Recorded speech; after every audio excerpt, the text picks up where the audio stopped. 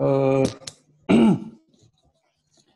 donc, un grand salut à tout le monde autour de ce webinaire et un bienvenue à toutes les personnes qui nous regardent en ce moment.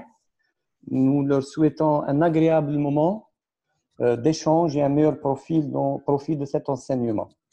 Je tiens à dire que ce webinaire rentre dans le cadre d'une concrétisation d'un début de collaboration entre le service d'urologie du CHU d'Annaba et le laboratoire chinois Pusin, dans le cadre, bien sûr, de notre programme pédagogique appui.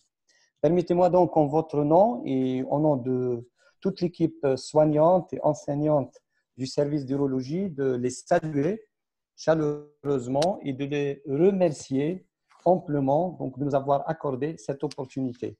Donc, merci aussi à l'équipe chinoise, Puissant, et à sa représentante, Madame Cilia Tang, d'être présent jusqu'à une heure tardive, vu le décalage horaire entre les deux pays. Donc, il fait 2 heures du matin maintenant. Donc, je le remercie en chinois. J'espère que je vais le faire sans erreur. Xie pour l'équipe chinoise. Dans ce webinaire aussi, je souhaite, sans oublier, la bienvenue à notre ami, notre cher ami et notre collègue, le docteur Benaoum de l'hôpital de Nîmes, qui va donc animer une conférence certainement très intéressante comme toujours. Donc, dans ce webinaire, on va parler de la lithiase urinaire et particulièrement de l'urétéroscopie. Pour des raisons de santé majeures, le professeur Chouakria ne peut pas être parmi nous, donc il s'excuse et je vais modérer ce webinaire et aussi donc je vais le remplacer dans sa présentation. Donc l'ordre du jour, l'introduction que je viens donc de faire donc, va nous permettre aussi de passer à la lecture et à la présentation de la première présentation qui donc va être faite par moi-même à la place du professeur Chouakria. C'est les perspectives d'un projet de la prise en charge de la lithiase urinaire au CHU d'Annaba, les perspectives donc d'un projet de soins et un projet éducatif. Donc ça va durer 1 minute, plutôt 20 minutes, et avec des questions-réponses pendant 5 minutes. Ensuite, on passera à la présentation de notre ami le docteur Kamel Benaoum, qui aura comme intitulé l'urétéroscopie souple, le réutilisable versus l'usage unique pendant 20 minutes aussi, avec 5 minutes de questions. Et après, je vais vous présenter, si vous voulez, brièvement les intervenants. Bon, le modérateur que je suis le docteur Chtibi, je suis le chef service du CHU, enfin du service chirurgie urologique transplantation du CHU d'Annaba. Je suis également directeur de labo de recherche au niveau de la faculté de médecine d'Annaba. Le docteur Chouakri est maître de conférence de notre service aussi, chirurgie urologique transplantation. Et le docteur Kamel Benaoum, c'est un neurologue consultant, c'est un vrai expert pour nous donc, de l'urétéroscopie et de l'andrologie. Donc, on va passer vers la fin, bien sûr, vers les questions-réponses. Donc, maintenant, sans trop tarder, je vais plancher donc, ma communication et donc, commencer donc, sans trop tarder, bien sûr. Excusez-moi, je ferme celle-ci, j'ouvre l'autre et je fais mon diaporama. Est-ce que vous avez donc la présentation? Oui, mais voilà, c'est bon, c'est parfait. Très, très bien. Donc, l'intitulé de cette présentation, c'est la prise en charge de la lithiase urinaire au CHU d'Annaba, les perspectives d'un projet éducatif et de soins. On va partir d'un préambule qui va mettre au point un petit peu la prise en charge de cette pathologie qui nous pose un problème de santé publique parce qu'elle coûte cher par sa fréquence, par sa récidive, par les hospitalisations multiples et aussi donc l'incapacité professionnelle temporaire induite par toutes ces procédures. Elle est aussi malheureusement une cause d'insuffisance rénale, ce qui peut être un reflet de la qualité des conditions donc de soins à notre niveau aussi liées aux habitudes alimentaires qui ont beaucoup changé lors des dernières années et aussi ce qui peut augmenter avec les récidives. On a aussi un module qui me semble très, très négligé, qui est le module de la prévention, parce que les gens font des régimes qui ne sont pas bien contrôlés. Et aussi un autre problème qu'on le constate sur la vraie vie, c'est l'automédication fréquente, tout en sachant que la lithiase médicamenteuse représente dans la littérature 1 à 2%. Donc, les techniques mini-invasives qui sont malheureusement très peu répandues, très peu investies chez nous dans la lithiase urinaire, ce qui donc peut être expliqué souvent par un frein économique. Et paradoxalement, on constate une orientation dominante des urologues fraîchement diplômés vers la prise en charge de la lithiase comme un effet mode. Et de l'autre côté, ils se désintéressent souvent des autres pathologies urologiques majeures, en particulier les urocancers. Voilà donc grosso modo ce qui peut situer donc le problème dans sa globalité. On va vous donner quelques indicateurs. Alors ces indicateurs, on les a ramenés à travers des études qui sont un petit peu rares, qui sont très peu faites, surtout donc sur le plan épidémiologique, sur la lithiase urinaire. On a par exemple seulement 2 thèses sur les études épidémiologiques qui viennent de l'Ouest et qui viennent donc d'un autre domaine, c'est les sciences de la vie et de la nature. Et l'objectif donc principal de ces thèses, c'était de déterminer les caractéristiques épidémiologiques de la lithiase urinaire. Ensuite, toutes les publications ont été axées sur l'analyse de la composition chimique des calculs, et c'était l'étude de la cristallurie. Et ce sont des études qui sont faites dans le cadre de laboratoires de recherche. Une grande partie aussi, elle est faite au niveau de l'Ouest, et une seule étude, elle est faite au niveau de l'Est. Donc, toutes les données qu'on va vous présenter sur les indicateurs de la lithiase, de la prise en charge de la lithiase urinaire, vont être prélevés à partir de ces publications-là. Donc, peu de données aussi sur l'impact médico-économique des prises en charge par les techniques mini-invasives. Donc, on n'a pas une vraie évaluation sur ce qui se fait sur le plan médico-économique. Et sur le plan donc, de la recherche, on n'en a que 2 thèses qui ont été faites en sciences médicales pour l'accès à un stade de droit magistral sur l'utéroscopie souple et semi-rigide. Et à ma connaissance, l'une d'elles, elle est orientée vers l'utéroscopie pédiatrique. La prévalence de la lithiase urinaire en Algérie, elle est en réelle augmentation.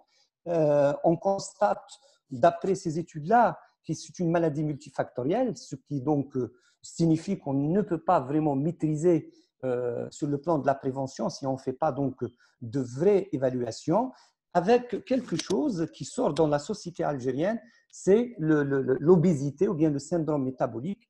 D'après ces études, 54% des sujets âgés de 35 à 70 ans présentent un surpoids ou bien une obésité.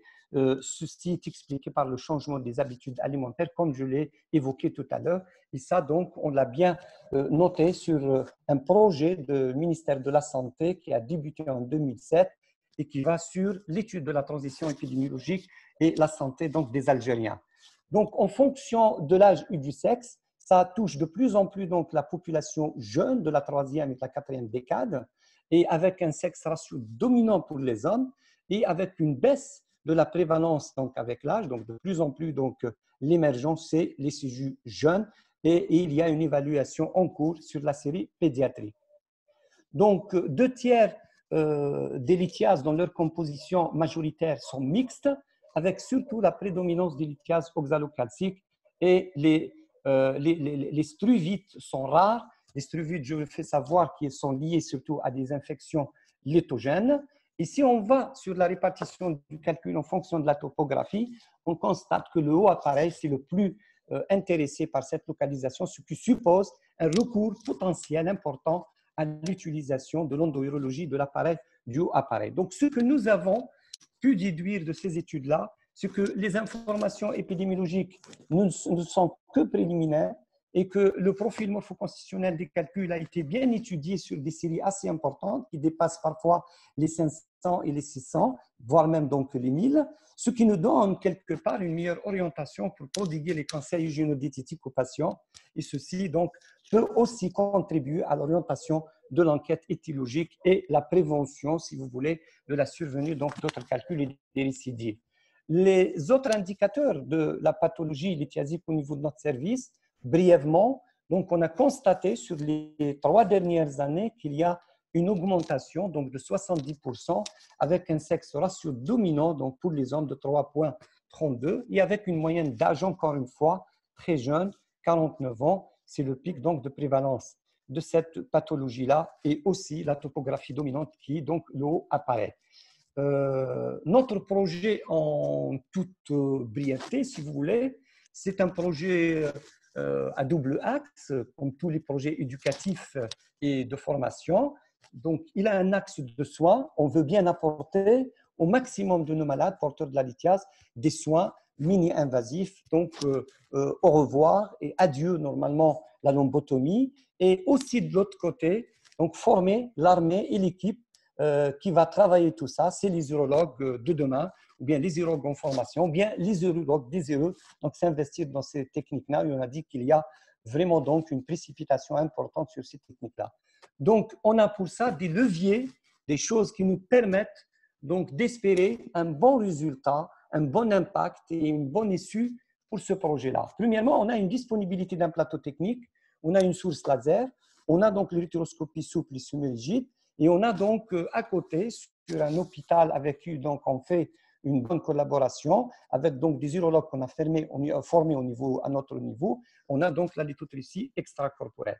Ensuite, on a un laboratoire de recherche au niveau de la fac de médecine, lui qui s'occupe d'une manière assez correcte et assez efficace de l'analyse biochimique du calcul, ce qui nous aide dans l'enquête épidémiologique et comment donc conseiller le malade sur les mesures hygiéno-diététiques, etc. Ce projet pédagogique lui-même, il s'inscrit dans notre projet global, qui est donc le projet appui, comme atelier pratique de l'urologie interactif, avec donc ces 5 axes dédiés à la cancérologie, un axe dédié à la lithiase, la prise en charge endourologique donc de la lithiase, l'urologie fonctionnelle, les infections en urologie et l'andrologie. Et je tiens à rappeler que dans ce domaine-là, notre ami Kamel Ben Naoum était d'un grand apport. Donc, il était vraiment donc quelqu'un qui nous a aidés. Il a fait beaucoup de déplacements au niveau de service. Il a fait de l'enseignement théorique. Il a fait donc des ateliers pratiques. Et pour cela, je profite de l'occasion pour le remercier encore une fois. Les 2 objectifs qu'on s'est fixés pour ce projet pédagogique, c'est actualiser les connaissances dans un temps court, parce que la formation académique à elle seule donc, ne suffit pas, et développer des ateliers thérapeutiques et occupationnels pluridisciplinaires au regard des besoins spécifiques du patient. Et ça, on l'a signalé au niveau de la présentation au départ du projet lorsqu'on a dit qu'on veut apporter le maximum de soins mini-invasifs en matière de lithiase urinaire. Ensuite, il y a quelque chose de très profitable pour nous au niveau de la faculté de médecine. On a des simulateurs pour l'érythroscopie et pour l'NLPC. Donc, ça, c'est aussi donc un avantage important parce qu'on rentre dans un cadre, si vous voulez, d'une approche tout à fait moderne de l'enseignement actuel, basée sur la connaissance, sur les compétences et sur les attitudes. Donc, au fur et à mesure qu'on donne ces connaissances à nos apprenants, donc on leur donne la façon de raisonner, par exemple, devant des situations cliniques réelles, et ça va les aider à bien aiguiser leurs indications. On leur donne la possibilité aussi d'apprendre des habiletés techniques de base, et ça aussi sur des simulateurs, avant d'arriver au malade. Je vous rappelle bien le principe éthique de la simulation, jamais le malade en premier. Ensuite, avec notre compagnonnage, avec une petite expérience clinique, ils arriveront à des habiletés techniques encore plus élaborées, ce qui est bien offert par nos simulateurs virtuels, si vous voulez, comme je vais le montrer. Donc, on fait des scénarios pour ça, des scénarios qui sont être préconçus, adaptés à la réalité. On fera donc la séance de simulation, on surveille, on observe les erreurs et on fait le débriefing pour corriger avant que l'apprenant arrive au niveau donc du vrai malade, ce qui va faire diminuer les erreurs, préserver le matériel et donner plus d'efficacité pour cet apprenant. L'offre de la plateforme qu'on a au niveau de notre service, au niveau de notre faculté et qui est à notre disposition, elle a donc une interface très proche de la réalité parce que c'est des vrais urétéroscopes souples et rigides. Et on a aussi donc une partie qui est dédiée à l'NLPC, donc la percutanée. avec bien sûr quelques offres qui sont vraiment assez intéressantes et qui respectent quelque part, si vous voulez, la progression dans l'apprentissage des gestes. Par exemple, sur l'uréteroscopie, la partie réservée à l'uréteroscopie, il y a donc des compétences de base qui sont basées sur la gestuelle, et ça, donc, ça va être tout un début pour l'apprenant avant qu'il passe aux tâches basiques, les tâches basiques qui vont lui donner la possibilité de rentrer dans un monde virtuel très proche de la réalité où il peut donc connaître l'anatomie, si vous voulez, endo-urologique au niveau du rein, au niveau des calices et au niveau donc de la vessie. Ensuite, on passe à des vraies procédures, donc toute la procédure, comment il va manipuler un calcul, comment il va donc le casser, comment il va le retirer, etc. Et on va parfois plus loin lorsqu'on lui propose des exercices plus difficiles, comment il gère par exemple l'érythrécissement au niveau de la voie excitrice. Ça, c'est pour les offres de la plateforme en matière d'uréteroscopie souple et rigide. Bien sûr, avec le module donc, du scope, parce que le scope, comme vous le voyez ici, donc on peut l'avoir et il peut faire donc toute son exploration, il injecte son produit, etc. Ensuite, sur la phase, si vous voulez, du module NLPC, là, à ce niveau-là, donc on a plusieurs offres aussi parce qu'on lui donne la possibilité, l'apprenant, avant d'arriver au malade, d'avoir plusieurs points de repère avec un contrôle fluoroscopique pour pouvoir aborder le calice selon donc plusieurs points d'attaque. Ensuite, on passe sur le patient normal avec donc toute la procédure de A à Z depuis l'opacification jusqu'à l'arrivée au niveau donc de l'urtère et au niveau donc des cavités hautes. Et on va sur le patient encore plus obèse qui est donc un cas difficile aussi avec toutes les marges de difficulté et avec donc la véritable aiguille pour pouvoir donc ponctionner et pouvoir repérer donc le calice pour pouvoir introduire donc son néphroscope. Donc, ce projet-là, donc, comme je l'ai dit, il s'appuie sur plusieurs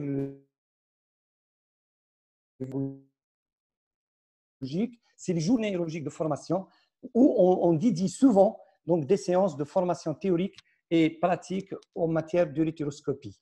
Et aussi, on est sur un projet de direction d'un DU interuniversitaire en uréteroscopie. Ça aussi, c'est pour rendre les choses plus institutionnelles en matière de développement professionnel continu et uniformiser les pratiques, ce n'est pas de l'improvisation, et apporter donc un support médico-légal qui est le diplôme ou bien l'attestation qui va donc laisser à l'apprenant un cadre institutionnel, vérification de connaissances et validation donc des compétences pour pouvoir lui donner la possibilité de traiter des malades avec beaucoup de sécurité et avec beaucoup de bon sens.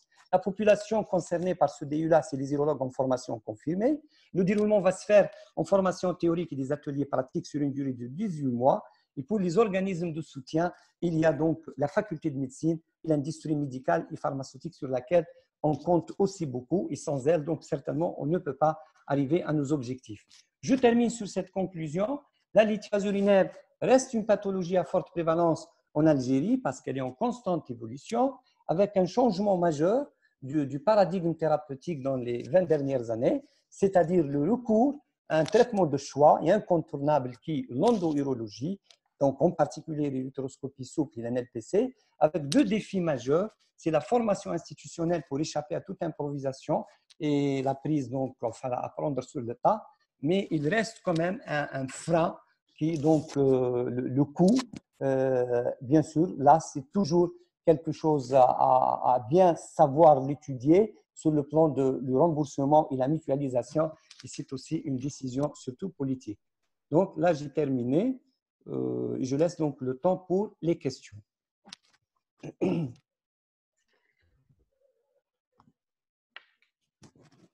Donc, j'ai terminé donc ma présentation et en se référant au programme, on a 5 minutes pour donc poser des questions.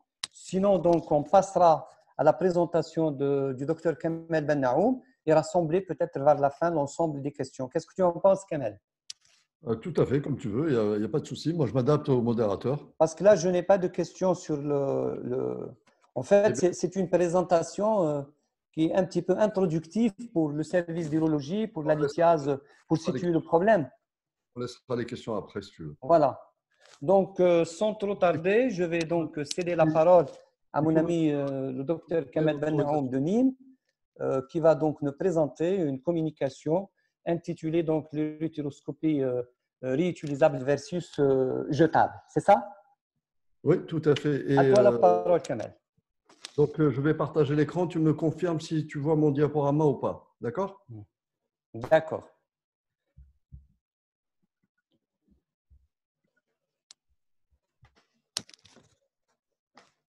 Est-ce que tu le vois? Oui, oui. Je peux commencer. Bien sûr. Alors, merci en particulier à mes amis du service d'urologie de Annaba qui me font l'honneur, encore une fois, de m'inviter à ce webinaire. J'ai une pensée particulière pour mon ami Atef et en lui souhaitant un prompt rétablissement. Je remercie également les laboratoires Pucène pour la confiance qu'ils nous accordent et le soutien pour ce webinaire. Moi, je suis bien placé pour en parler puisque je travaille avec eux depuis pas mal de temps, puisque je dispose dans le service de l'urétéroscope à usage unique, l'USCOP. Alors, Kamel, si tu peux approcher le micro, s'il te plaît. Attends, là, ça va? Tu m'entends là? Si tu peux faire mieux, ça sera bien. Alors, attends. Et là, est-ce que c'est mieux? Oui, c'est mieux, oui. Voilà, j'ai augmenté le son. Avant de commencer, Samir, tu as dit tout à l'heure, je remercie le docteur Benaoum qui était notre consultant. Ah, ben, c'est un lapsus. Voilà, d'accord. J'espère que je le suis toujours. C'est un lapsus, voilà. Donc, le but de cette m'excuse. présentation, c'est d'essayer de voir quelle est la part, quel est l'intérêt de l'urétéroscope à usage unique versus l'urétéroscope réutilisable.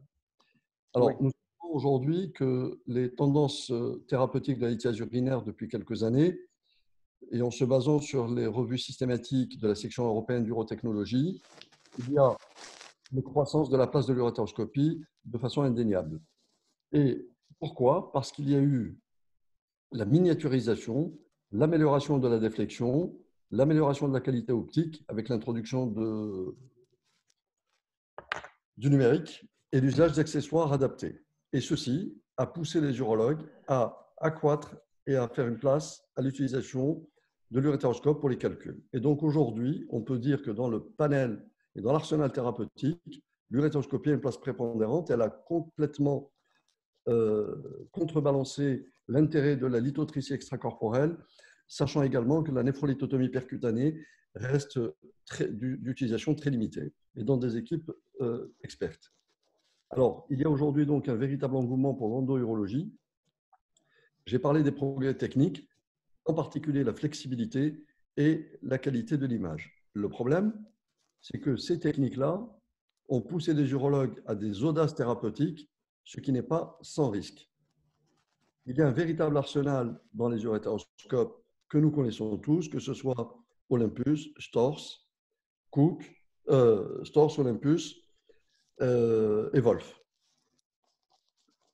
Et aujourd'hui, la première question qu'il faut se poser, qu'est-ce qui est mieux, le numérique ou le fibré? Quand vous voyez les deux petits bouts de film, il n'y a pas de débat. Aujourd'hui, le numérique est quelque chose, et je vais vous le démontrer, qui permet de gagner un temps fou lorsque on procède à des urétéroscopies.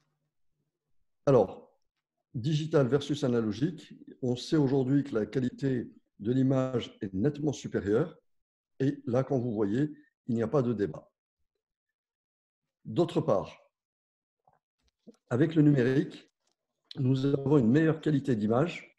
Les urétéroscopes numériques sont plus légers et plus ergonomiques à partir du moment où il n'y a pas cette caméra qu'on rajoute, ce qui permet un gain de temps pour la réalisation des procédures. Et il a été démontré, et plusieurs équipes ont travaillé dessus, quand on travaille en urétéroscopie souple ou en numérique ou fibré, il y a un gain qui est à peu près de 10 à 15 minutes par intervention, même opérateur et même profil de patient. Aujourd'hui, l'urétéroscopie fibrée prend plus de temps pour la procédure que l'urétéroscope numérique. Et toutes les études convergent en ce sens-là, et celle-là est particulièrement intéressante. Comme je vous l'ai dit tout à l'heure, même opérateur, même profil de patient, 2 interventions fibrées numériques, enfin, il en a fait plusieurs, le gain de temps est de 10 minutes. ça ne paraît pas important, mais quand dans une journée, ce qui m'arrive à moi, de mettre 4 urétéroscopies dans la même journée, 4 fois 10, ça fait 40 minutes, plus le temps de nettoyage des salles. Avec un numérique, on peut largement travailler, ce qui n'est pas toujours possible avec le fibré. Le gros problème des urétéroscopes aujourd'hui, auquel toutes les équipes sont confrontées, c'est le problème de la casse. C'est une catastrophe. Pourquoi? Parce que ça va entraîner un coût et ça peut décourager la direction d'un CHU ou d'une clinique privée. Et quelle est la part de l'investissement? Parce qu'un urétéroscope aujourd'hui coûte assez cher. Quel est alors l'intérêt d'un urétéroscope à usage unique? Est-ce qu'il y a réellement un intérêt? Quand on regarde les études qui ont comparé plusieurs urétéroscopes, nous savons aujourd'hui que sur le marché, il y en a plusieurs et que d'autres produits sont en cours de développement. À partir du moment où l'industrie commence à développer des produits, c'est qu'il y a une étude de marché qui a été faite et que le produit reste intéressant.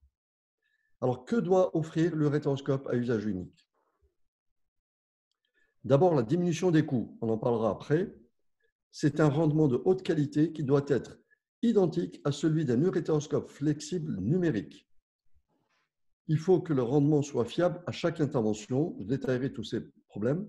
Il ne faut plus se soucier des dégâts matériels qui vont entraîner des réparations et un surcoût. Quand on a un urétéroscope à usage unique, il n'y a aucune réparation puisqu'il est unique, donc il est entre guillemets jetable, théoriquement. Quand on a des dispositifs à usage unique, il n'est pas nécessaire de les traiter, c'est-à-dire de les stériliser. Et un urétéroscope à usage unique ne va pas se détériorer, contrairement à un fibroscope, à un urétéroscope habituel. Il n'y a aucun risque de contamination croisée à partir du moment où on se sert d'un outil et on le met à la poubelle. Il n'y a pas de restérilisation. Aujourd'hui, l'urétéroscope à usage unique offre une excellente courbure à 270 degrés avec une visibilité et une accessibilité à tous les calices qui est remarquable. La poignée est légère et ergonomique. Elle est munie de boutons doubles permettant de faire la balance des blancs, la capture d'image ou de vidéo, l'arrêt sur image et le zoom. C'est exactement ce que peut offrir un urétéroscope numérique, par exemple d'Olympus, puisque je travaille avec des urétéroscopes numériques Olympus. Ça permet également de réduire la fatigue pendant son utilisation, puisque c'est un appareil qui est relativement léger. Plusieurs études ont essayé d'évaluer l'analyse coût-bénéfique des incidences économiques de l'urétéroscope digital réutilisable. Le digital est la dernière tendance dans l'évolution de l'endourologie. Il semblerait que l'urétéroscope jetable peut être financièrement avantageux dans les centres où le nombre de cas par an est bas. Mais pour les institutions à grand volume de cas, l'urétéroscope réutilisable peut avoir un coût plus avantageux. Je vous expliquerai ça tout à l'heure. Et plusieurs études, et parmi les plus récentes, celle de juillet 2019, a comparé donc l'apport de l'un et de l'autre. Et une étude a été menée pendant 1 an, ne prenant pas en compte le coût de décontamination de la salle et la maintenance, qui probablement vont augmenter le coût de retraitement. Et pour les institutions qui démarrent une activité, c'est-à-dire au tout début, le coût attendu de l'équipement pour le réutilisable versus l'usage unique serait probablement différent. Cette étude souligne l'intérêt d'une stratégie hybride qui combine l'usage unique et le réutilisable. L'usage unique peut remplacer le conventionnel en cas de haut risque de contamination ou de haut risque d'endommager l'urétéroscope souple. Un exemple, quand on travaille sur un calcul calicien inférieur, avec un urétéroscope conventionnel, on s'expose à un risque de rupture d'une fibre avec une perforation de l'urétéroscope qui nécessite une réparation et dans certains cas qui est irrécupérable. D'autre part, ce qui m'est arrivé quelquefois, notre système de stérilisation qu'on appelle le STERAD dans le service peut tomber en panne la veille d'un jour où on a programmé 4 patients.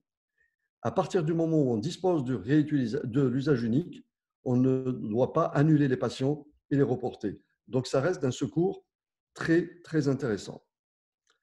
Après des années d'utilisation exclusive du réutilisable, l'augmentation de l'incidence de casse va accroître le coût de maintenance et va bloquer l'activité quotidienne. Et une étude très intéressante que je vous montrerai tout à l'heure, du fait de l'absence de disponibilité du dispositif. Et de ce fait, le fait d'avoir de l'usage unique va aider à maintenir l'activité et pas, comme je vous l'ai dit, reporter les patients ou annuler les interventions. Quelles sont les causes des réparations? C'est d'abord les processus de stérilisation et de nettoyage. Quand on prend un urétéroscope à usage conventionnel, il y a l'intervention des infirmières. Il faut qu'elles soient bien préparées, bien informées de toutes les étapes de stérilisation, de nettoyage des urétéroscopes. Autre problématique, quand on est dans un CHU et qu'on a un devoir de formation vis-à-vis des jeunes urologues, il y a un grand débat. On leur lâche l'urétéroscope numérique avec un risque majeur de casse. Et il y a aussi les actions de l'infirmière dans la préparation et la présentation du matériel. Il y a également les déflexions importantes qui sont imprudentes, dont j'ai parlé tout à l'heure, en particulier quand on a affaire à un calcul caliciel inférieur.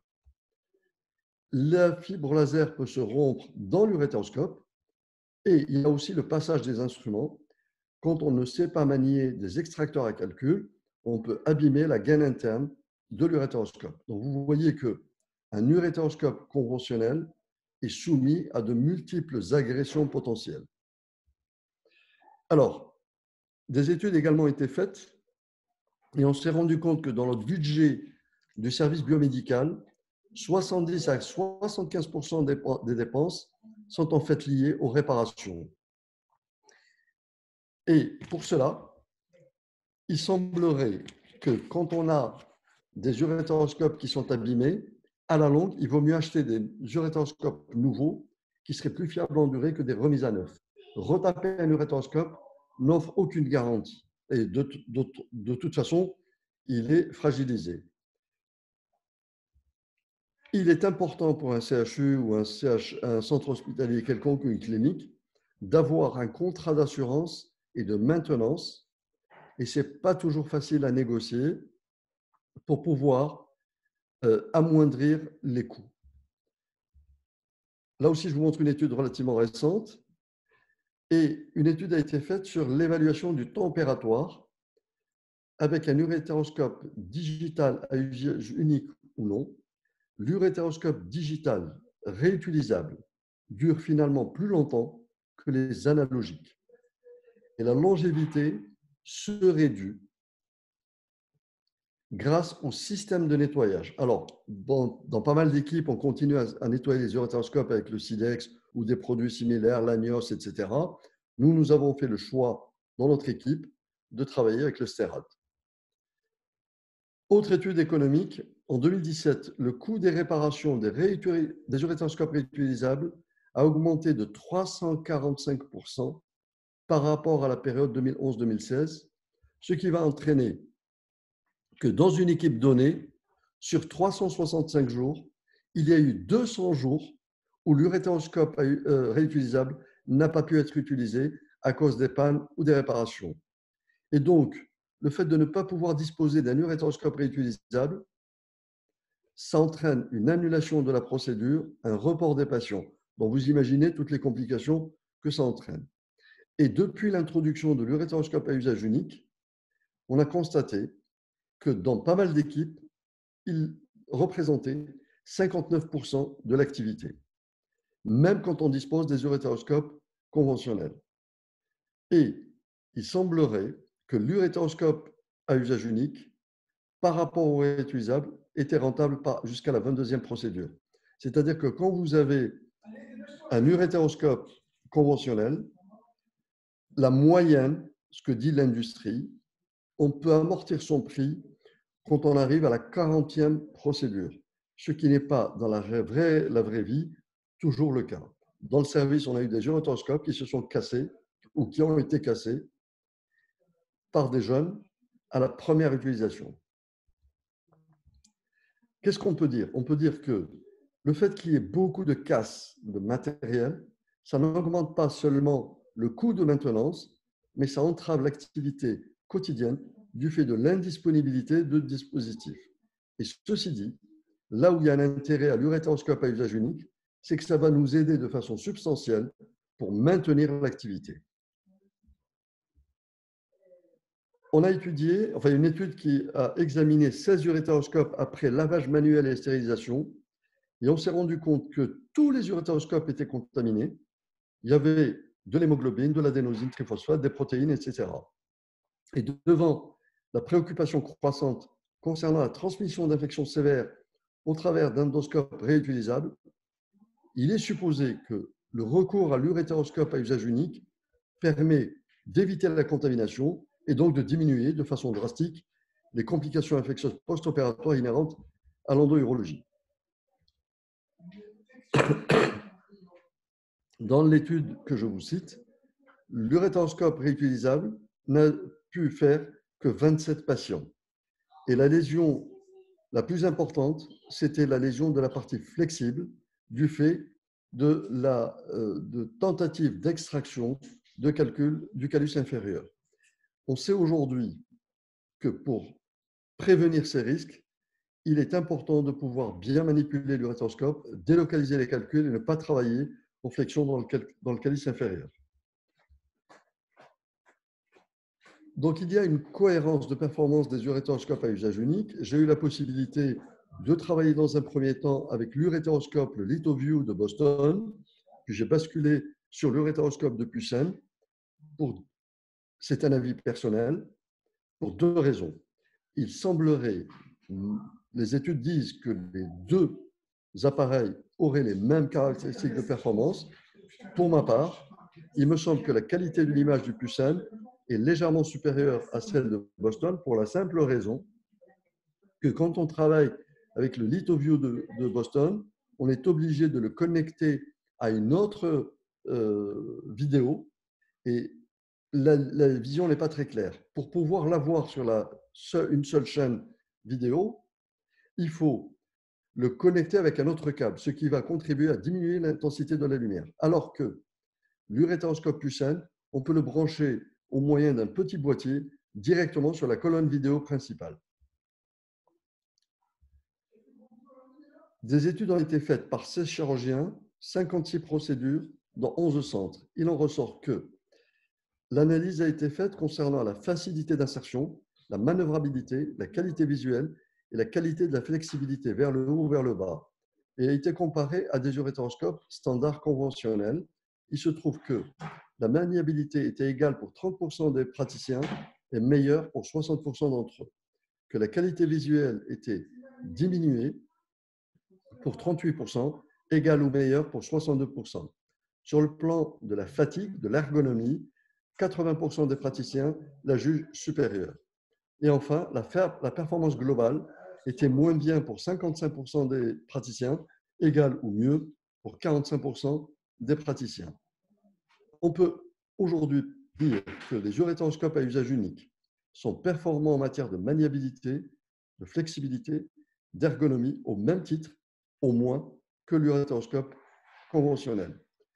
Le PU 3022, qui est l'USCOP de nos amis de Pucène, a une qualité d'image inférieure à l'urétéroscope standard numérique, en particulier l'Olympus, légèrement inférieur, mais à partir du moment où il pourrait être rentable financièrement, la majorité des praticiens opteraient pour l'urétéroscope à usage unique. Cette question mérite d'être discutée à un autre moment avec nos partenaires de l'industrie.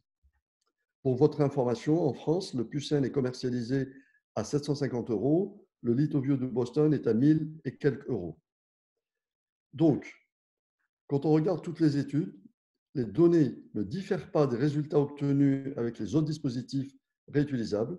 Et cette étude est, à mon avis, le premier rapport mondial qui a étudié les performances de l'urétéroscope à usage unique de nos amis de Pucène. Alors, comment optimiser des urétéroscopes souples réutilisables? Quand on n'a pas la possibilité d'avoir de l'usage unique, il faut que le personnel médical et paramédical soit bien formé et sensibilisé. Il faut faire attention aux techniques de stérilisation. Limiter l'accès à l'urétéroscope, moi, je ne suis pas d'accord, puisque en qualité d'enseignant, il me semble que nous devons permettre aux jeunes de pouvoir accéder librement à l'endourologie. Il faut faire très attention au moment où on passe des instruments à un canal qui, par définition, est étroit, que ce soit la fibre laser ou des extracteurs à calcul.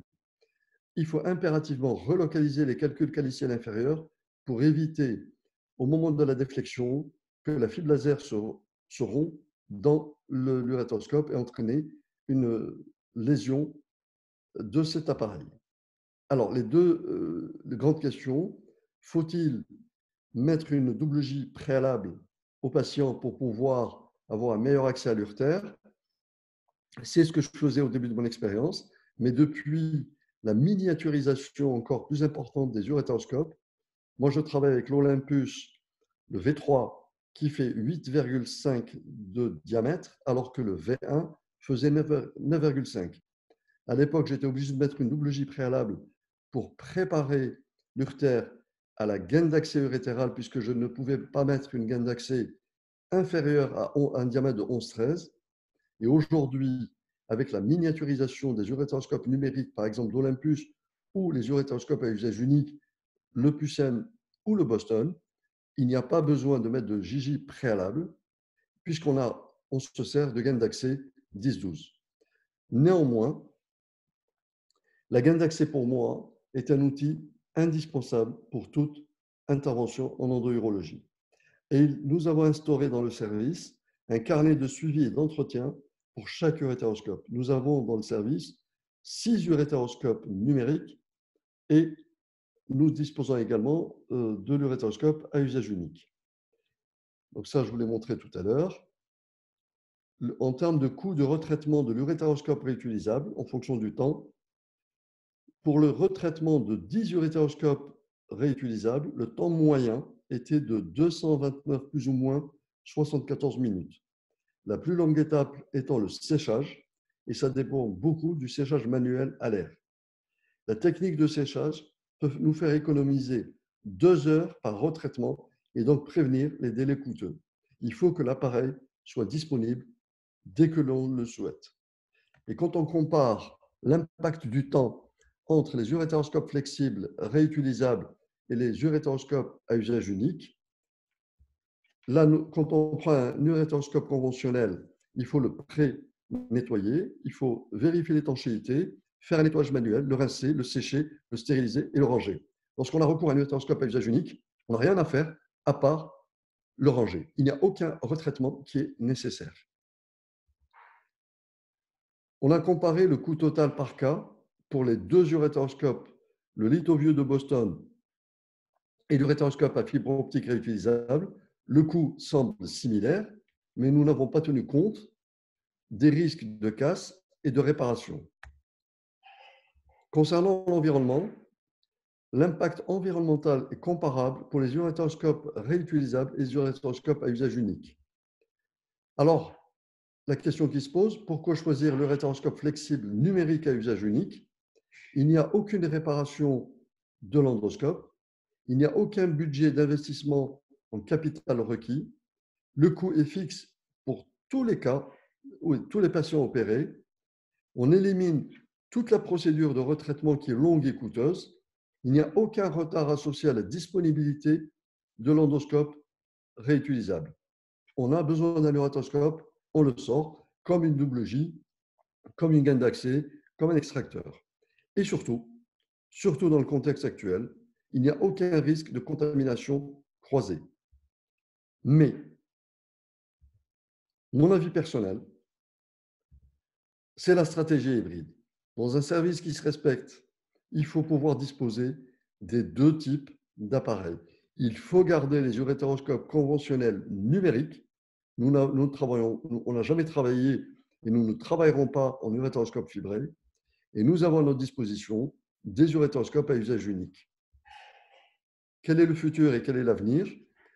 Je pense pour ma part que la technologie va encore s'améliorer, qu'il va y avoir une concurrence sur le marché, avec d'une part une diminution des coûts des urétéroscopes conventionnels réutilisables et une diminution des coûts des urétéroscopes à usage unique.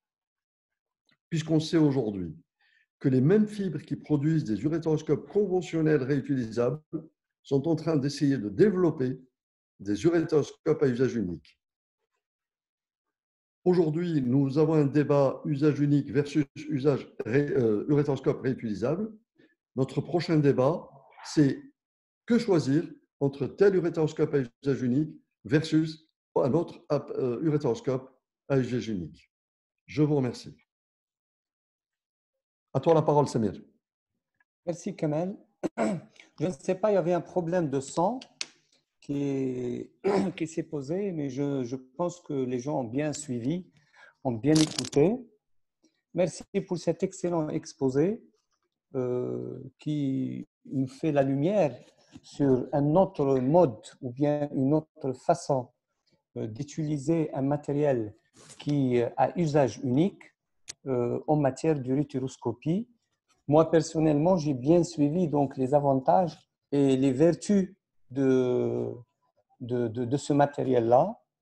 Je n'ai pas reçu beaucoup de questions pour le moment. J'ai une seule question sur le DU, mais je vais répondre par la suite. Mais moi, je vais te poser une question, Kamel, parce que ce sujet nous intéresse à plus d'un titre. On est des débutants par rapport à l'acquisition du matériel. Et notre ambition pour développer donc cette technique-là, elle est grande. Et je pense qu'on peut compter sur toi. On peut aussi compter sur nos amis chinois parce qu'ils ont ce dispositif.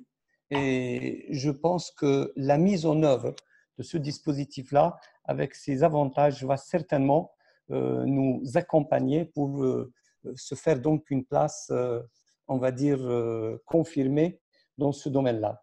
Moi, j'ai voulu te poser une question tout à fait d'ordre, on va dire, comparatif en matière du réutilisable et du jetable, on va dire, ou bien de l'usage unique. En matière d'infection croisée, est-ce qu'on a bien prouvé que lorsqu'on fait de l'uréteroscopie avec un matériel réutilisable, est-ce que vraiment cette question ou bien ce problème d'infection croisée représente, on va dire, une ligne de discrimination entre l'utilisation des deux procédures, on va dire? En réalité, non, puisque dans les services où le personnel paramédical est compétent, Micro, Kamel. oui. Là, je suis collé à l'ordi. Tu m'entends là? Oui, mais je pense qu'il y a un problème de son à la base. Hein. Je pense. Je pense que c'est un problème. Bon. Est-ce que tu m'entends ou pas du tout? Non, non, je t'entends bien. Très bien. Maintenant, je t'entends encore mieux, quoi. Alors, dans un service qui fait de l'endourologie, Oui, les premières conditions, oui, c'est de former le personnel paramédical à oui. à la maintenance et à la préparation des uréteroscopes réutilisables. Hmm. On ne peut pas démarrer une activité d'endourologie parce que nous, les urologues, nous n'avons pas vocation à nettoyer les uréteroscopes et on ne sait pas faire. D'accord. C'est à la cellule d'hygiène de gérer ça. Moi, j'ai la Oui, chance de travailler dans un CHU où il y a des procédures, il y a des protocoles, il n'y a pas de risque. Il n'en demeure d'accord, pas moins que la moindre erreur peut entraîner des contaminations croisées. d'accord.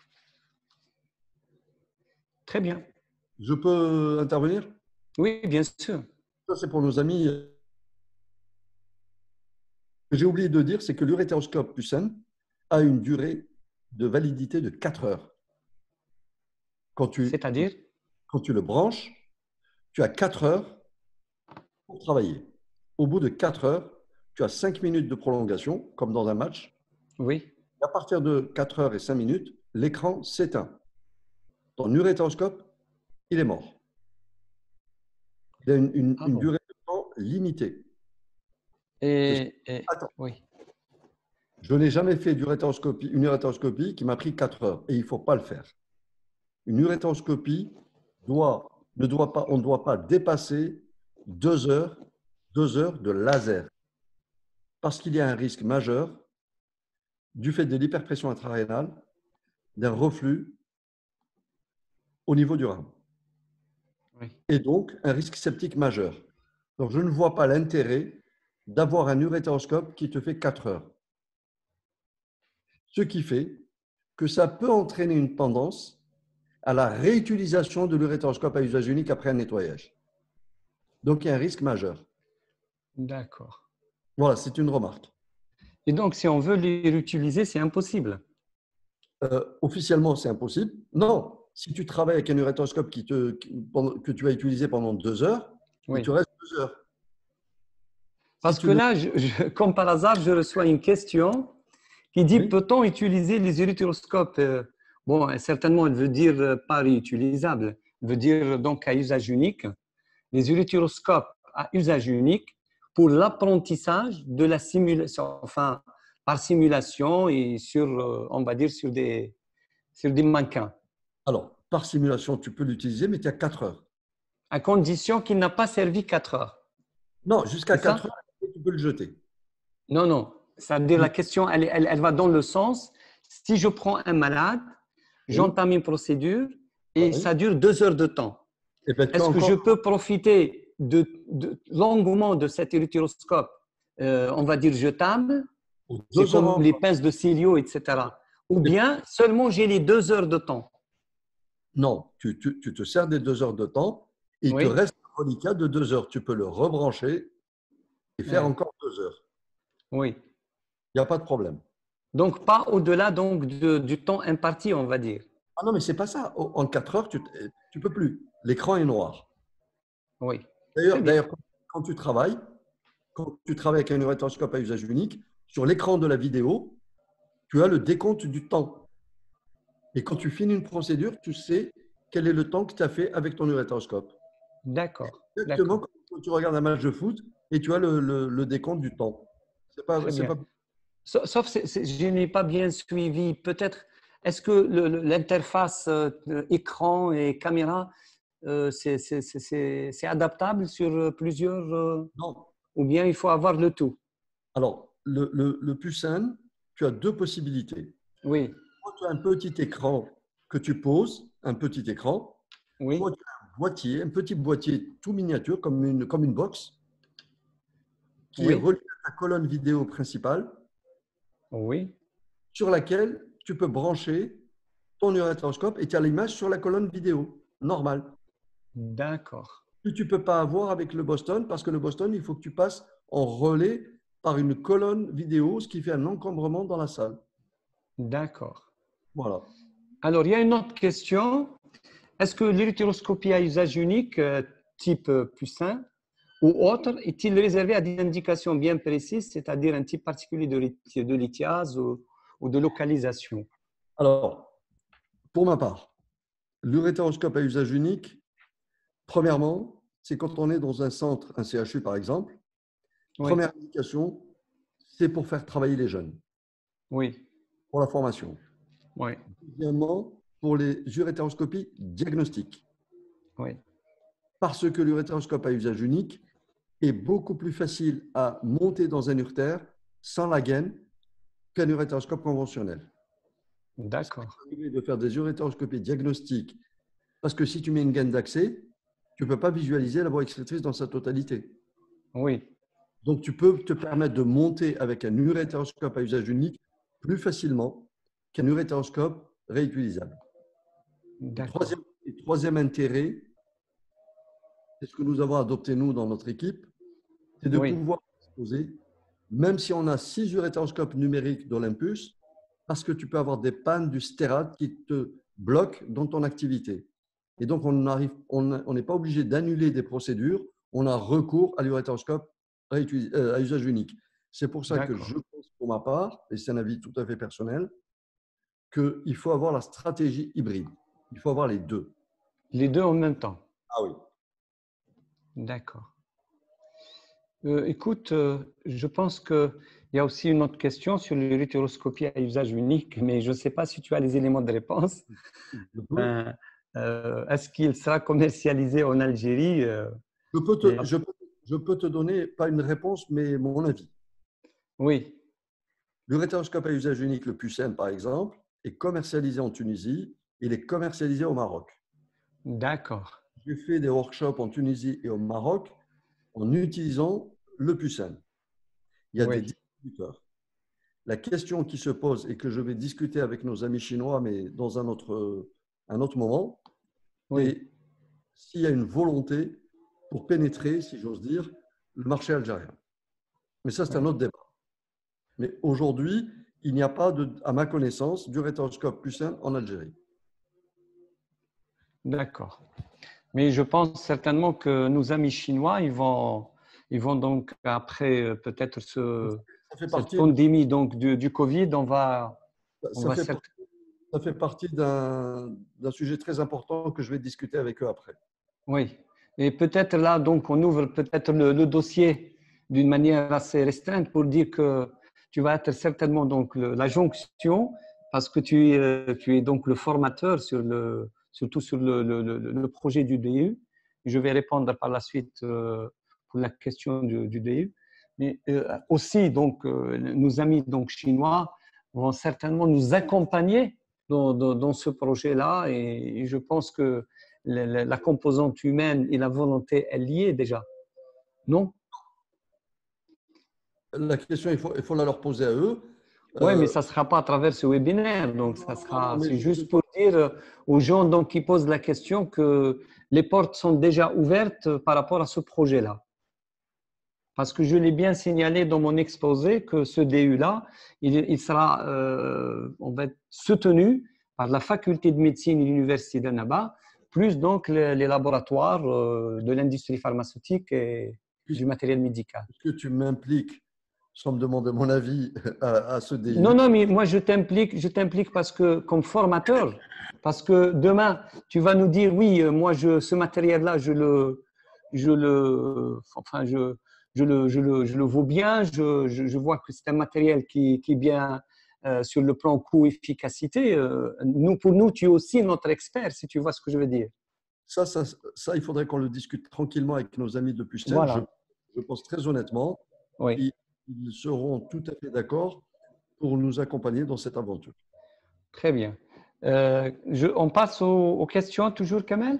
Vas-y, vas-y, je t'en prie. Très bien. Moi, je vais te poser une question d'ordre pédagogique avec les gens donc, qui sont en train de nous suivre aussi. C'est très important peut-être de savoir à partir de quel nombre de procédures on peut admettre, enfin, on peut mettre entre les mains d'un neurologue qui veut être initié à l'utéroscopie et qui a fait une formation institutionnelle ou bien sur le tas. Comment donc tu vois les choses plus sécurisantes pour le malade, on va dire? Alors, Et j'ouvre la parenthèse de la simulation. Qu'est-ce que tu en penses aussi comme, on va dire, comme un moyen de confirmer donc, ou bien de valider cette compétence? moi, je vais te répondre par rapport aux internes que j'ai dans le service, c'est-à-dire les résidents. Quand tu as un interne cortiqué, Oui, tu le fais travailler par étapes. Je pense très honnêtement, et c'est ça qui fait la différence entre l'urétéroscopie souple et la NLPC, pour être en NLPC, il faut que tu fasses 50 NLPC avec un expert pour pouvoir être autonome. 50, ça a été étudié, hein, c'est Osnek qui le dit, c'est pas moi. oui, oui, Il faut 50 NLPC avec un expert pour pouvoir te débrouiller tout seul. Et pour pouvoir maintenir le niveau de compétence, il te faut faire au minimum par an 100 NLPC. ouais, Ce n'est pas moi qui le dis, c'est un oui, référent en NLPC, Andras Osnek. Ça veut dire que il faut qu'il y ait, dans un pays qui se respecte, 3 à 4 centres experts qui ne font que ça. On ne peut pas oui, faire de NLPC dans tous les dans tous les hôpitaux et dans toutes les cliniques. Ce n'est pas possible. oui, En urétéroscopie souple, et j'en fais depuis de nombreuses années, à mon avis, la courbe d'apprentissage est nettement inférieure. Et un résident bien cortiqué, il en fait 10 avec moi, à la 10e, il peut être autonome. la 10e, oui. Il peut être autonome à condition, attention, à condition qu'il ait l'environnement, c'est-à-dire le personnel paramédical et le bon matériel. Ben oui, On mais peut pas contrôler. au niveau de Nîmes, est-ce que vous avez un apprentissage sur les simulateurs que j'ai présentés tout à l'heure? Non, mais si tu veux me le donner, ton simulateur, je veux bien, hein. Non, on n'a pas de simulateur. On n'a pas de simulateur. Qu'est-ce que tu en penses réellement? Du simulateur? Oui, le genre de simulateur qu'on a au niveau de la faculté de médecine, hein, je pense que c'est un Je, outil qui coûte je- cher avec une large possibilité donc d'apprentissage. ce qui me désole, Oui, Mon franc-parler, c'est que votre simulateur d'uréteroscopie est oui, sous-utilisé, voire pas utilisé du tout. Alors que oui. avec ça, l'école de formation à l'échelle du pays. Parce qu'à ma connaissance, il n'y en a pas ailleurs. Oui, ce genre de simulateur, il n'y a pas ailleurs, mais Il est très utile. moi, Il oui, permet de gagner du temps et d'éviter oui, les casses de matériel. C'est oui, un tremplin pour aller bien après à l'étape du patient. oui. Là, j'ai une question, Kamel. À la place de l'uréteroscopie analogique actuellement en France et l'expérience de ta propre expérience pour les calculs caliciels inférieurs, c'est une question qui vient de l'un de nos participants. Alors, c'est quoi la question exacte? Parce que là, tu as deux questions. Il y a l'analogique et le calcul calicien inférieur. Je n'ai pas bien compris.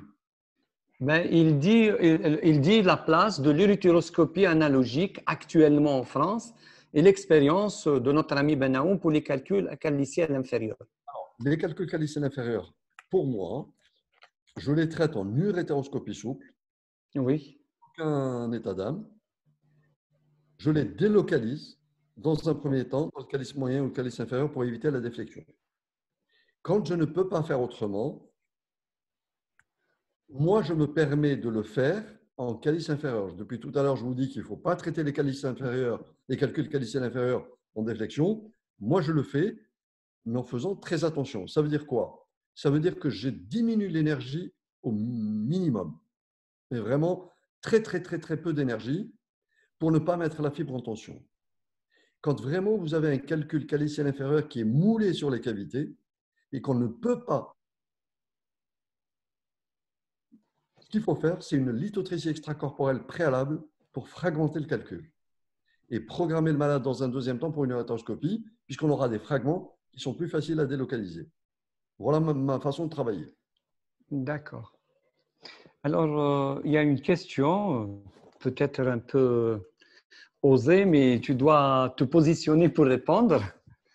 Alors, en matière de restriction budgétaire, et là, entre, on va dire, l'NLPC et entre l'uréteroscopie, et encore une fois, donc l'uréteroscopie est réutilisable, l'uréteroscopie donc à usage unique, quel est donc le choix le plus, on va dire, le plus raisonnable pour acquérir l'uréteroscopie ou bien l'NLPC, en disant qu'avec l'NLPC, je peux traiter tous les calculs hauts avec une taille bien sûr donnée, ou bien je dois aller acquérir un uréteroscope réutilisable et pourquoi pas à côté un autre, donc plusieurs uréteroscopes, on va dire, à usage unique. Quelle est la meilleure approche en fait si on veut, avec cette nouvelle donnée du jetable, est-ce que je n'ai pas la possibilité d'acquérir donc l'NLPC et l'uréteroscopie souple et semi-rigide en même temps? Alors, Comment tu peux te positionner par rapport à ça? C'est une vraie question par rapport au choix, Kamel. Hein? C'est pas... je sais. Alors, je vais te Je pense répondre qu'on ne peut pas avoir les deux. Voilà. en préambule. Oui. Ce qui a faussé le débat à un moment, c'est que ceux qui font de la NLPC, quand ils ont vu leur part de marché, euh, quand ils ont vu leur part de marché tomber bien bas depuis l'avènement de l'uréteroscopie, Oui. ils ont développé un argument économique en disant que faire une NLPC, c'est plus cher en matière d'investissement de matériel que l'uréteroscopie souple. D'accord? Oui. Très bien. Ce qu'ils ont oublié de dire, c'est que quand tu fais une NLPC à un patient, minimum 2 à 3 jours d'hospitalisation. Tu ne peux pas faire de NLPC en ambulatoire, ce n'est pas vrai. On est Oui. d'accord? Oui. Si tu n'es pas d'accord, tu m'arrêtes. Non, Quand non, tu... vas-y, vas-y. Actuellement, nous faisons 80% de nos uréteroscopies souples dans le service en ambulatoire. Ça veut dire que le patient il rentre le matin, il sort le soir. Il a une double J. Il peut, s'il est courageux, reprendre une activité le lendemain ou le surlendemain. Pour les gens qui ont des professions libérales, les restaurateurs, les coiffeurs, etc., c'est beaucoup plus intéressant en termes économiques. Oui. Maintenant, il ne faut pas opposer les deux techniques. Et je suis en train de travailler sur un projet actuellement dans le service pour développer le double abord. Parce que sur les très grands calculs, en urétéroscopie souple, tu ne peux pas le faire en un seul temps. Donc, tu programmes 2 temps. Ça veut dire 2 anesthésies, 2 hospitalisations. De ce fait, développer, pour moi aujourd'hui, la NLPC n'a d'intérêt que si tu fais un double abord. Parce que dire qu'avec la NLPC, tu peux traiter tous les calculs, c'est faux et ce n'est pas vrai. Quand tu as un calcul caliciel supérieur ou quand tu travailles sur un calcul pyélique et qu'il est flushé vers le calice supérieur, eh bien, je suis désolé, en NLPC, tu ne peux pas. Donc, il ne faut pas opposer les deux techniques, il faut garder une place pour la NLPC, mais surtout, la stratégie, c'est de développer la technique du double abord. D'accord. Ça aussi, donc, c'est une très belle vision de la chose, hein. Ça, c'est une autre perspective que Et c'est une façon aussi de dire qu'on ne peut pas tout régler par l'urétéroscopie et on ne peut pas tout régler par la NLPC. Alors, l'urétéroscopie souple aujourd'hui, à mon avis, si le patient accepte un deuxième temps, mais ça, il faut l'annoncer à l'avance, ça peut régler, allez, 90% des problématiques. Quand tu as, par exemple, un calcul dans un diverticule caliciel qui est exclu, ta NLPC ne te sert à rien. Alors qu'en urétéroscopie, tu peux accéder. Il y a des techniques qui ont été décrites et ça marche très bien. Très bien, très bien. Et là, pour cette question donc de l'association des deux techniques ou bien le traitement combiné, est-ce qu'il est judicieux de former deux équipes ou bien une équipe, enfin, je parle surtout de l'urologue, est-ce qu'il a donc à maîtriser les deux ou bien de préférence un urologue ou bien une équipe maîtrise la NLPC et une autre maîtrise de l'urétéroscopie? Qu'est-ce que tu en penses? Alors, le problème, ce n'est pas d'avoir 2 urologues performants. C'est d'ordre pédagogique et pratique, cette question, je la vois. Je le sais, mais moi, je vais te répondre comme quand je discute avec ma cadre du bloc et le biomédical. Le problème, c'est d'avoir deux personnes compétentes chacune dans un domaine. Ça, ce n'est pas un problème. Le problème, c'est que dans la salle, il faut que tu aies en même temps 2 colonnes vidéo. D'accord. Le problème est là parce que celui qui fait l'urétéroscopie, il faut qu'il voit ce qu'il fait. Et tu as la colonne vidéo. Tu ne peux pas travailler avec une seule colonne vidéo, ce n'est pas possible. Parce que tu ne peux pas sans cesse débrancher, rebrancher, débrancher. Ce n'est pas possible. Donc, c'est plus un problème de stratégie, de matériel et de disponibilité de la salle. Il faut une salle adéquate. Il faut… Alors, qu'il y ait 2 urologues, un performant en NLPC, l'autre, ce n'est pas le problème. Ce n'est pas le problème. Le problème, c'est le matériel. 2 colonnes vidéo que tu vas bloquer dans une salle. Oui.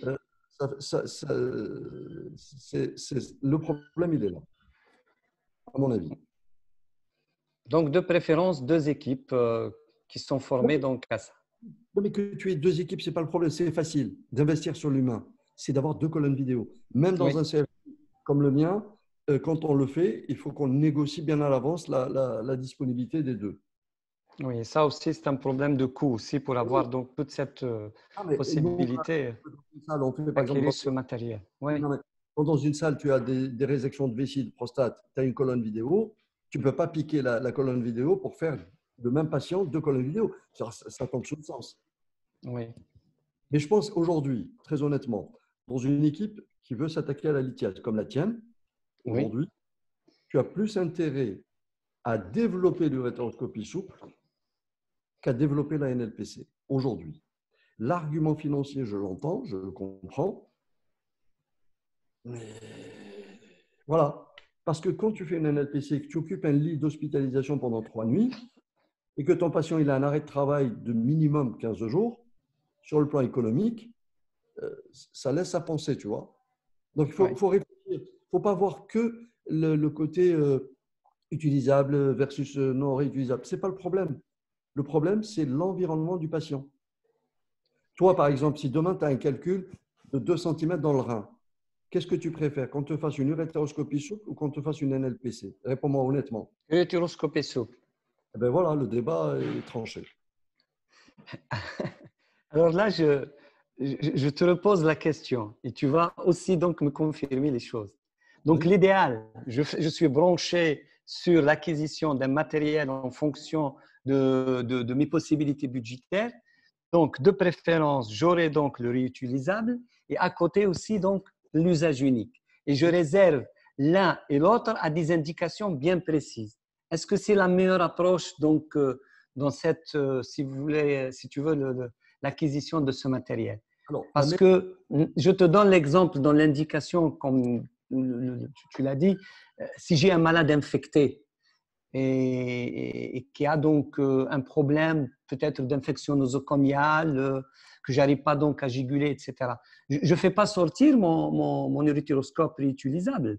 Donc, de préférence, je dois utiliser l'urétéroscope jetable, par oui, exemple. tout à fait. Donc, c'est aussi donc une approche qui est assez productive, c'est ça? Ceci dit, ton patient qui est infecté, il faudra bien réfléchir avant de lui faire une uréteroscopie. Oui, mais là, parfois, sur des infections nosocomiales, on n'arrive pas vraiment donc, à dégager enfin, à juguler et on tombe dans des situations d'urgence et les choses ne vont pas se régler que par on va dire, la destruction du calcul. Est-ce que tu es d'accord avec moi? Tout à fait. Alors, je reviens sur un point dont on n'a pas parlé, qui, pour moi, limite l'accès à la NLPC. Quand tu veux faire une NLPC, il faudrait t'assurer, ce n'est pas moi qui le dis, hein, c'est les recommandations. Oui, Quand tu dois faire une NLPC, il faut que tu sois sûr que dans ton institution, il faudrait que tu aies un radiologue interventionnel en vasculaire. Tu vois ce que je veux dire? oui, Pour pouvoir emboliser, parce que tu peux avoir des gros problèmes de saignement. oui. Donc, si tu fais une NLPC dans un hôpital périphérique où tu n'as pas de radiologue interventionnel, tu risques de gros problèmes sur le plan légal. Oui, Et ça, les gens, on n'en parle pas beaucoup. oui. Alors, j'ai une autre question. Enfin, d'ordre pratique, quel est le délai entre la mise en place de la GJ et la réalisation de l'urotéroscopie? Est-ce que c'est systématique pour la préparation de l'urtère? Et est-ce qu'il y a un traitement médical qui va dans ce sens?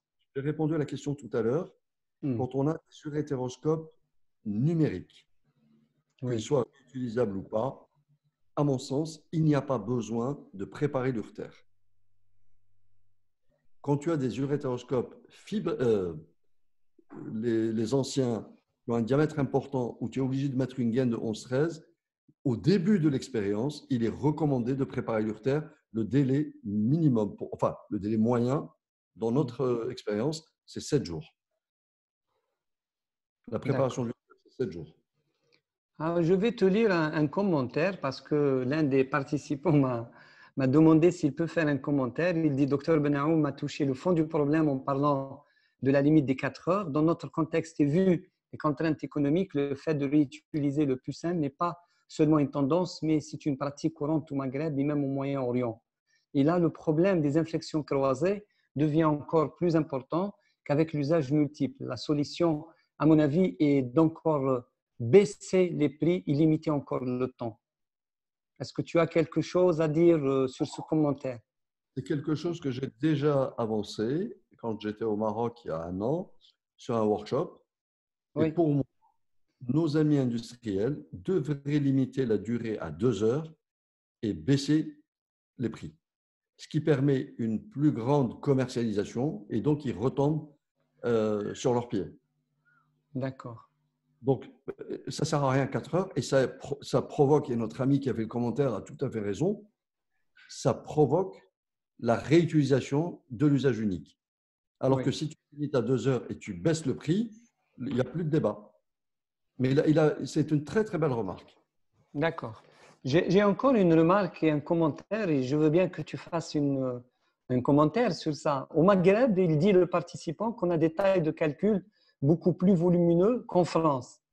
Donc ça, il faut bien le prouver, mais sur le plan donc au moins des chiffres.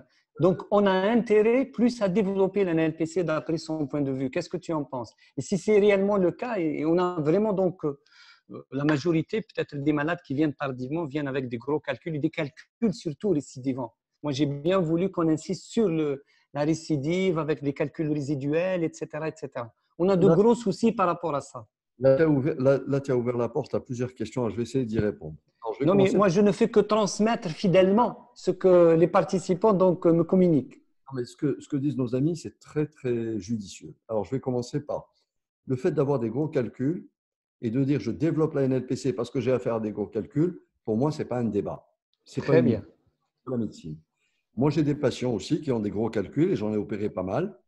Je leur propose soit le double abord quand il est possible, soit on négocie sur 2 à 3 urétéroscopies à 3 semaines d'intervalle entre les différentes interventions. Voilà. Ça, c'est la première réponse.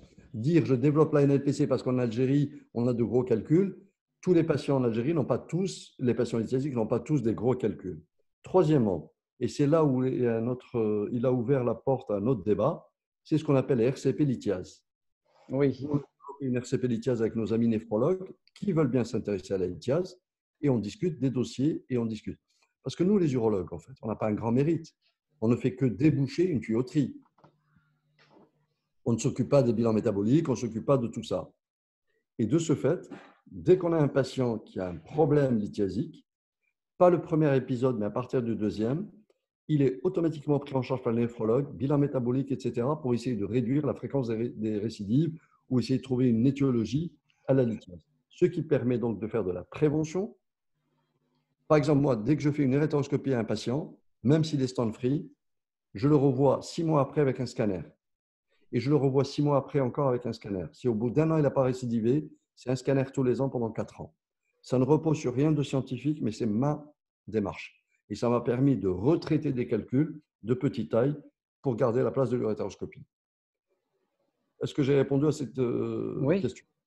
Parce que le même participant, il te dit l'NLPC, elle est encore moins chère que l'urétéroscopie pour des raisons de sécurité sociale, etc., etc.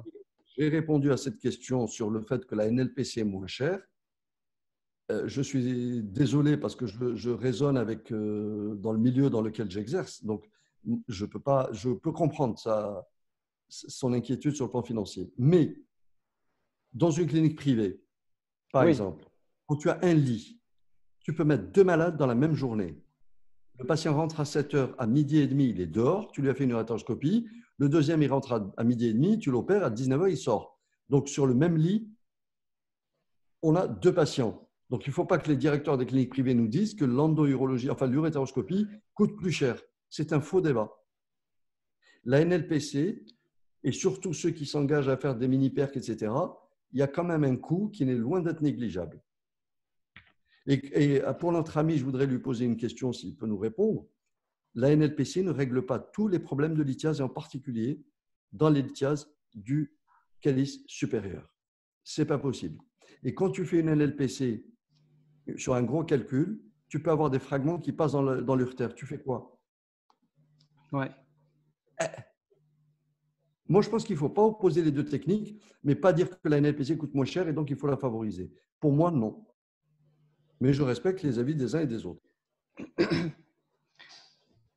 Donc, l'idéal, c'est d'avoir les deux en fin de compte. Hein, c'est d'avoir les deux, mais l'idéal, c'est de pouvoir plutôt travailler sur les calculs complexes en double abord. Oui. Ça, on peut appeler ça les situations difficiles. Exactement. Pas donc voilà. Kamel, je te pose une question un peu provocante et peut-être aussi qui reste d'actualité. Est-ce que, d'après toi, les urologues doivent être toujours formés, hein, les urologues de demain, à la lombotomie? Et la lombotomie sous l'indication lithiase. Est-ce qu'ils doivent continuer à avoir cette compétence? Je vais te répondre. Et quelle est la réalité du terrain chez vous? Parce que là, vous avez tout le plateau technique, etc. Je vais te répondre. Je suis incapable aujourd'hui de faire une lombotomie correctement. J'ai perdu la main. D'accord. Moi, j'ai parlé des urologues en formation et des urologues de demain. Mais tu es encore jeune de toutes les façons. Je pense très honnêtement, aujourd'hui, la question, ce n'est pas comme ça qu'il faut la poser. Aujourd'hui, est-ce qu'un patient algérien doit subir une lombotomie alors qu'il y a l'endourologie? Écoute, moi, je vais te poser la question autrement. On est en période de Covid. Attends, on est en période de Covid. Les gens ne peuvent pas quitter ne peuvent pas se déplacer. Et ils ont une colique néphritique qui ne part pas, avec des infections à répétition, et ça dure, etc. Moi, je te donne un cas comme ça, je l'improvise, mais il colle bien à la réalité. Est-ce que je dois chercher l'urologue qui doit faire la lombotomie pour enlever ce fameux calcul avec un petit préjudice esthétique sur le côté? Et si je ne le trouve pas, c'est problématique. Qu'est-ce que tu en penses?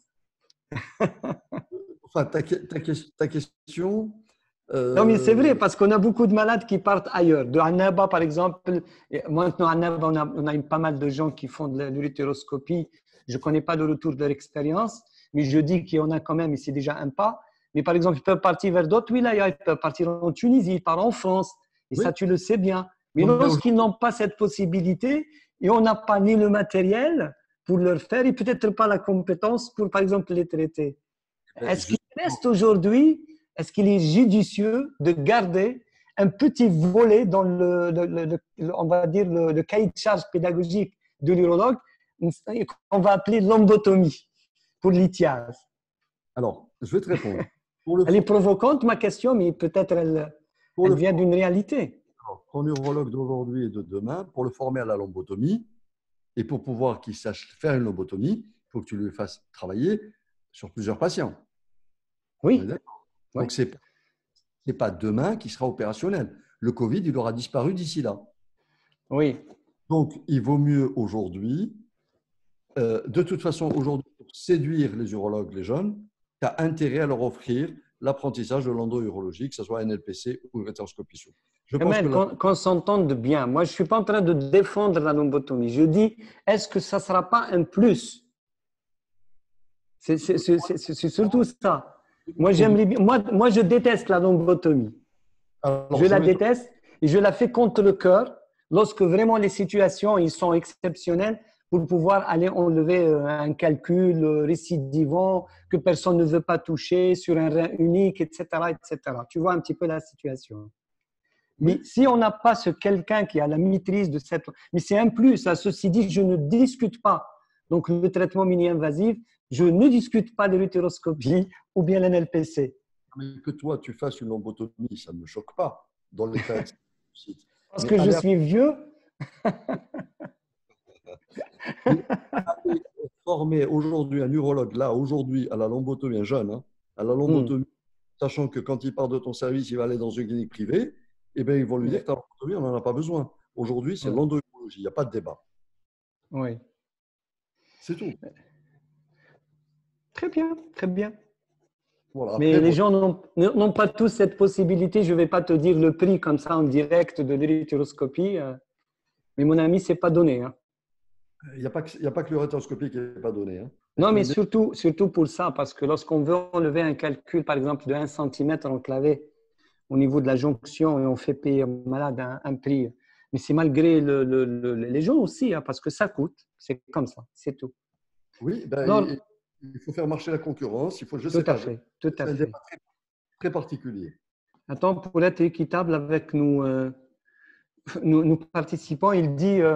l'un des participants, pour les calculs du calice supérieur, est-ce qu'on peut ponctionner directement le calice supérieur ou bien les chercher par fluoroscopie, par fibroscope souple avec Dormia? Le ponctionner par voie percutanée?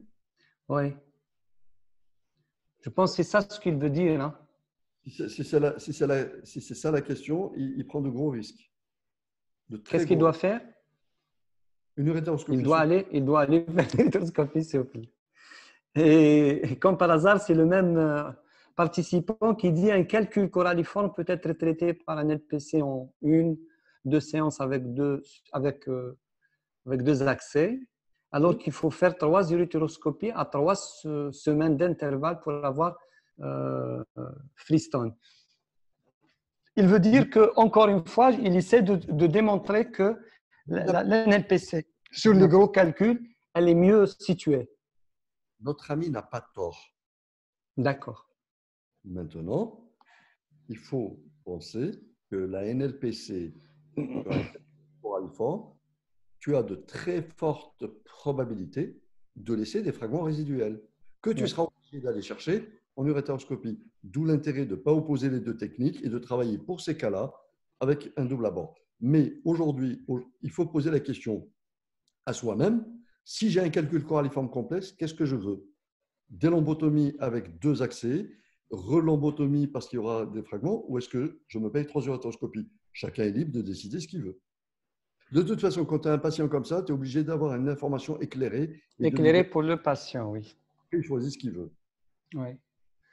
Non, mais les indications de la NLPC en Algérie, je vais le dire, puisque tu es aussi provocateur que moi, l'indication de la NLPC aujourd'hui en Algérie est une indication qui ne repose sur rien de scientifique, elle est biaisée.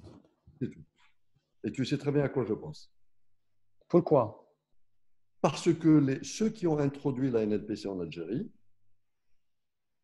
veulent garder la même mise sur la NLPC pour la promouvoir en disant au Maghreb que ça coûte moins cher qu'en Europe.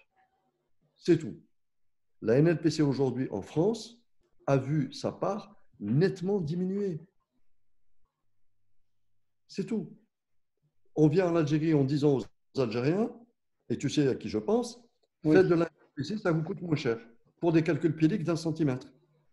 Oui. Ce n'est pas une indication. Quand tu regardes les recommandations de l'EAU 2020, ce n'est pas ça. Oui. Là, tu es en train de m'entraîner sur un terrain très glissant et très Il n'y a politique. pas de... Et tu sais ce que je pense. Alors, je vais terminer sur un commentaire et ensuite sur une petite information sur le projet du DU parce que j'ai eu une question au départ. Mais je continue quand même à recevoir des questions.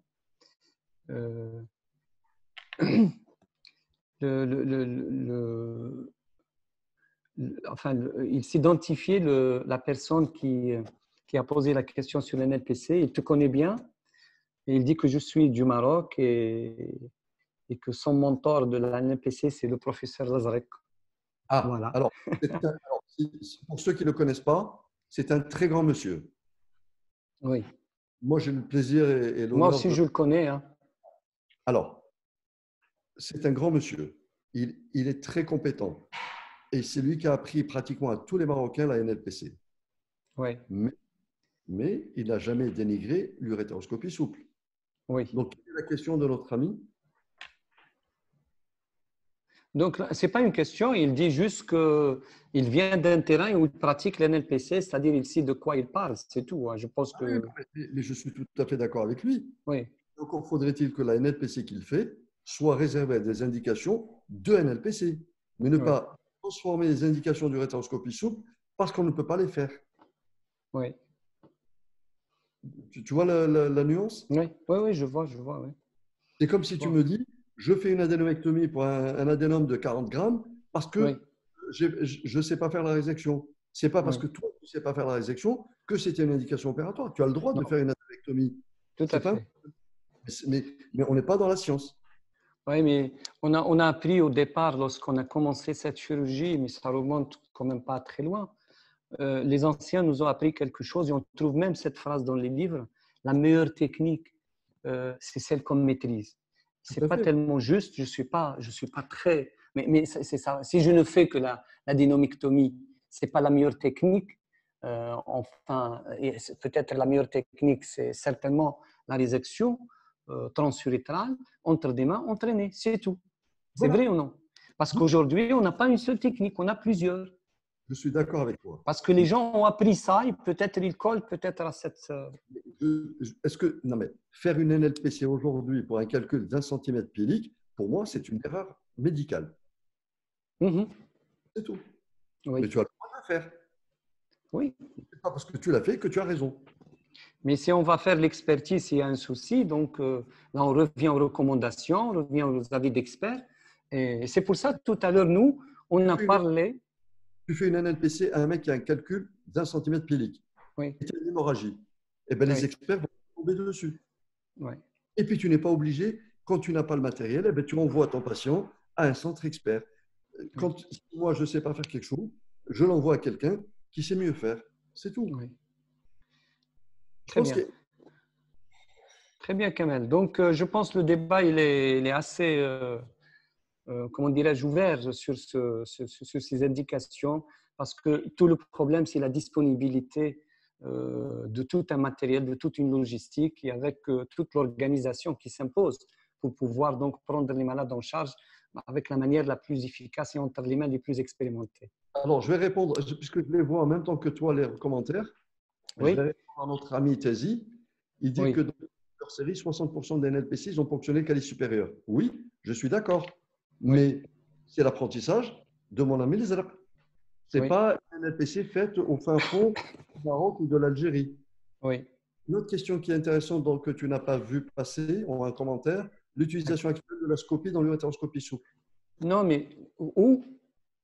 L'utilisation actuelle de la scopie dans l'urétéroscopie souple. C'est où là? C'est juste après celle de Je suis du Maroc et mon mentor. Ah, d'accord, elle vient d'arriver, elle vient de tomber. Non, j'ai pas défilé encore. Non, non, j'ai pas défilé encore. Ben, je veux pas Non, te il y a pas- brusquer avec. Oui, mais tu lis les questions à ma place, il n'y a pas de souci. L'utilisation actuelle de la scopie dans l'URSS, oui. Oui, mais que veut dire notre ami? C'est ça la question. Si elle est obligatoire ou pas. Ben, je pense que ça va dans l'évidence de la procédure, non? Eh ben, non, parce que je t'explique. Il y a quelques équipes qui disent qu'ils ne travaillent pas, que la scopie n'est pas utile en urétéroscopie, que ce soit rigide ou souple. Oui, j'ai vu entendre ça, donc Je passer vais te ça dire, plutôt. je vais te dire ici qui le dit haut et fort. C'est le professeur Collomb à Paris.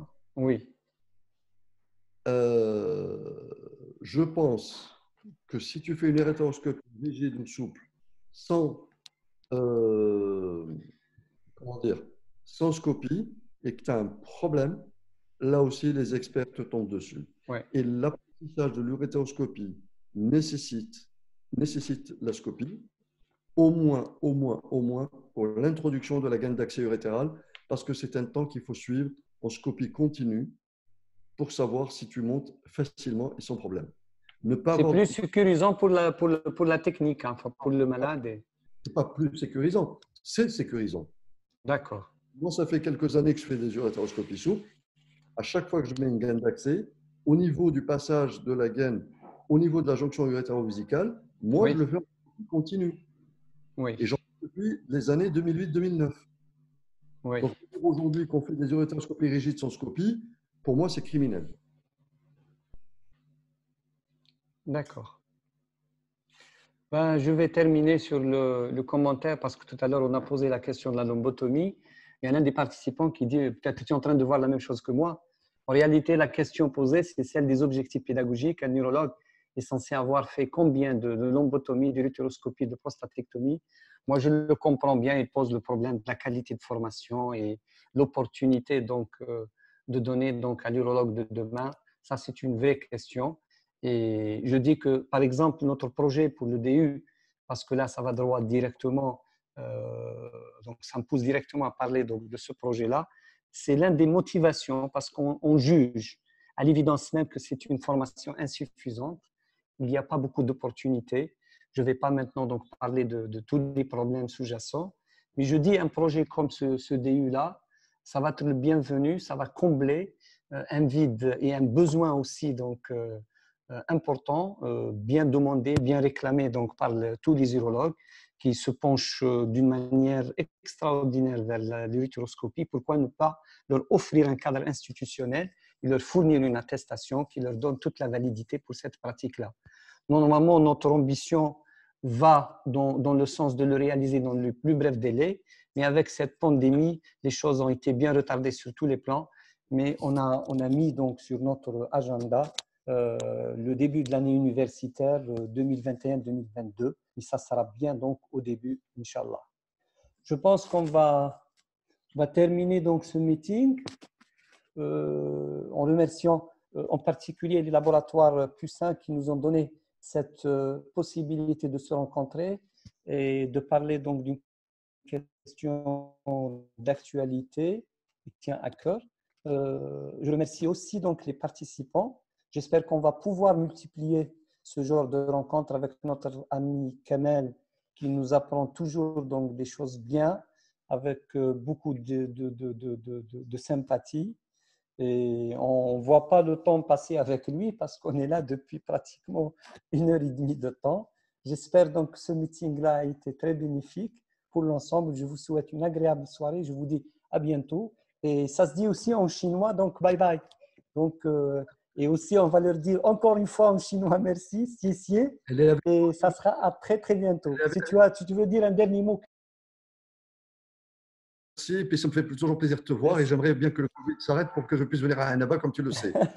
Voilà. Tu es toujours bienvenu, mais sinon, Je- tu feras une PCR et puis on va te garder en confinement y a pas- une question d'une semaine et puis tu peux être à Neva. D'accord, il Je n'y a te pas de souci. garantis rien, tu peux avoir le Covid, hein. À remercier mes amis du Maroc parce que j'ai vu quelques commentaires, et en particulier de mon ami Ismaël Salf, qui est chef de service au Oui, CHU à Annaba, qui a mis un joli commentaire. oui. Donc, je salue comme je Il salue vient tous d'arriver, le les. commentaire? Non, mais enfin, il l'a mis en discussion, il me remercie. Enfin, bon. Et Oui, tous les copains du Maroc, en 2018-2019, je suis allé 9 fois au Maroc, tu oui. vois. Voilà. Et je voulais saluer tous les copains d'Algérie, bien sûr. Tu passes le bonjour à toute ton équipe. Est-ce que Célia est toujours avec nous? Célia? C'est bien, oui, je suis en train de lui écrire un message. Elle dit que c'est la fin. Je lui dis Oui. que c'est oui. Voilà. Voilà, tu parles du chinois, le chinois maintenant, c'est bien. Oui, oui. C'est pour ça qu'on ne te comprend plus. Voilà, donc tu peux lui redonner la main. Oui. Non, elle ne veut pas intervenir. Très bien. Elle ne veut pas intervenir. Je lui ai posé la question. Elle ne veut pas intervenir. Bon, ben, merci à tous et bonne soirée et Voilà. bon appétit pour ceux qui n'ont pas mangé, ce qui est mon cas. Merci, Kamel. Merci. Ciao, ciao, salut. OK. Bye bye.